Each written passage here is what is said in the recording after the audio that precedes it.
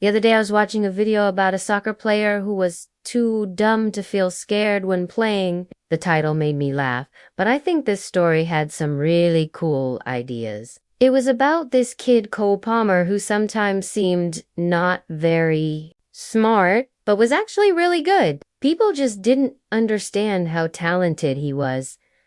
Third time a job, what a goal. This got me thinking, who's the basketball player like this? Who's the guy in the NBA that is so brave? It's crazy. So calm under pressure that they must be stupid. A few players came to my mind.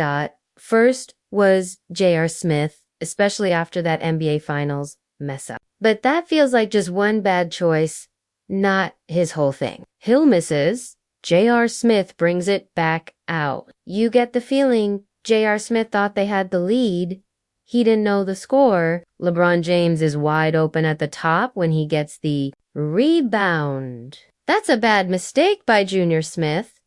And he's got one of the worst high school grades in NBA history, but he's a great playmaker and clearly feels scared. Guard gives it up. Oh, it's right there. Simmons had an easy shot, but he leaves it for thigh.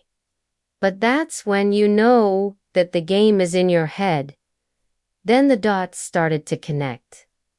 Who's stupid and successful? Fearless, but it cost him badly. Jordan. Poole. Think about it. Gets it off in time. Jordan Poole can hit cold-blooded shots and win games, but then also get punched by his own teammate. Something is going on in his brain where he doesn't seem to feel scared like a normal person. So this is a story of an NBA player whose basketball smarts and personality has confused us all. And the craziest part, he's just getting started. From the moment Jordan Poole stepped onto an NBA court, he played like someone who didn't know how important the games were, or at least didn't care about them. This was a player who took shots other new players wouldn't dare try. He was fearless, Poole attacking, corkscrewing up, and in that confidence turned into good results quickly over 3 years. Poole's scoring jumped from 8.8 his first year to 12 to 18.5 points per game in 2022. This made him a key part of the Warriors team. Jordan's made so many big plays for us and helped us win so many games.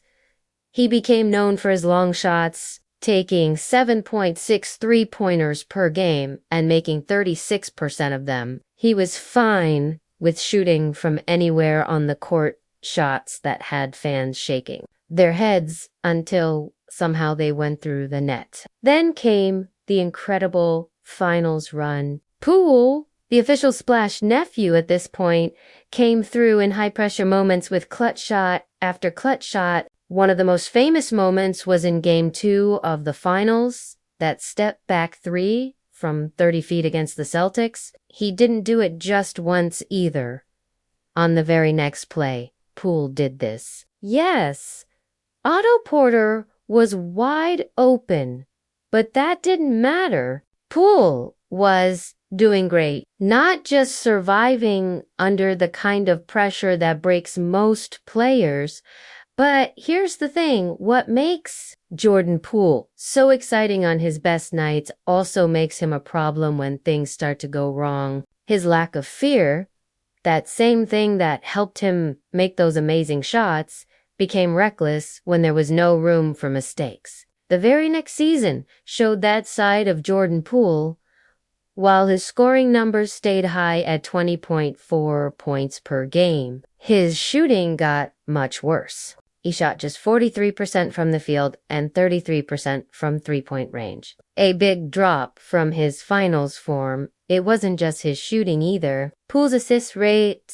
sitting at 4.5 assists per game, was one of the lowest among starting guards. He wasn't creating shots for teammates like other top guards. Players like Tyrese Halliburton, who post an assist percentage of nearly 40% while still averaging more points per game than Poole.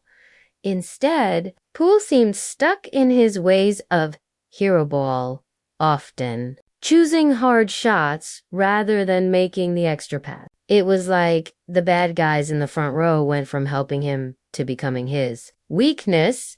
His turnover rate shot up to 14%, and for every highlight reel shot, there were mistakes piling up that cost the Warriors possessions and eventually games. It wasn't just a physical blow. This was the result of growing frustration within the team. Jordan Poole's bold confidence, once a spark, was starting to annoy his own teammates the wrong way.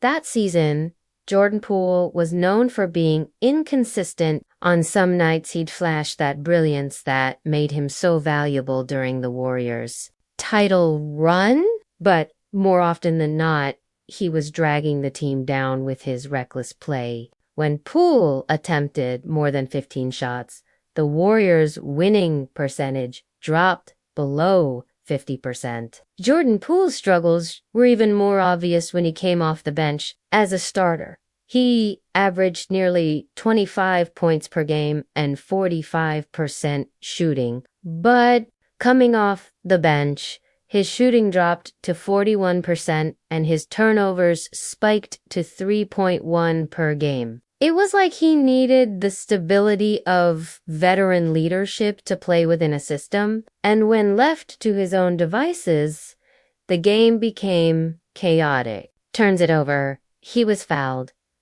The Warriors had really hoped Poole would grow into a more disciplined player, but by the end of the season, it was clear that things weren't working. The result, Jordan Poole was traded to the Washington Wizards, a team in desperate need of a star player. Last season, in 2023 to 2024, was supposed to be Poole's chance to prove that he could be the main guy of an NBA team. Without Steph, Clay, or Dre to lean on, this was the moment to show that his fearlessness could turn into leadership. But instead, it showed his weaknesses even more. As the main focus of the offense, Poole struggled to make the right reads, often choosing difficult shots over open teammates. Poole's scoring dropped to 17.4 points per game. His shooting hit rock bottom and his turnovers ballooned to a career-high 3.1 turnovers per game. The Wizards finished at the bottom of the NBA standings with a 15-67 record, and Poole's rating was a terrible 11.1 for all the shots that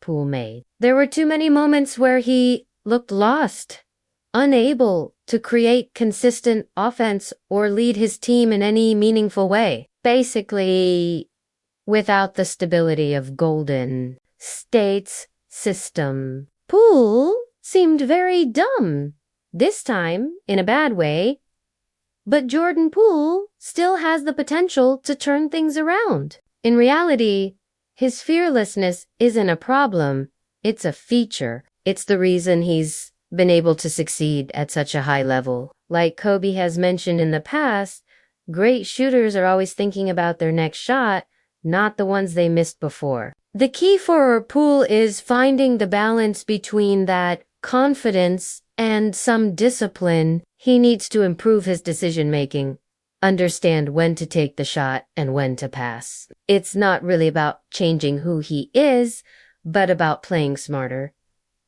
Thankfully, the Wizards seem to understand this. In the off-season, the Wizards brought in veteran players to support Poole and help him grow. Jonas Valanciunas' steady presence in the paint will provide the leadership and protect the rim. What was your reaction to the signing of Jonas Valanciunas? I was thinking giving Poole the freedom to focus on scoring without carrying the defensive burden. Then there's Malcolm Brogdon.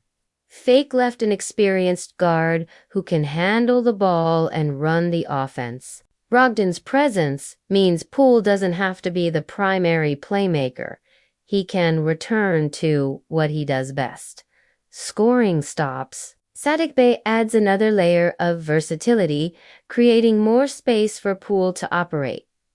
The pressure is no longer only on Jordan Poole's shoulders, though he wouldn't have felt it anyway. The team certainly does, and that could be exactly what Poole and the team needs to regain their confidence without spiraling into recklessness. So have the Wizards given Jordan Poole and Kyle Kuzma the pieces they really need to succeed? I don't know, but it's up to them to make the most of it.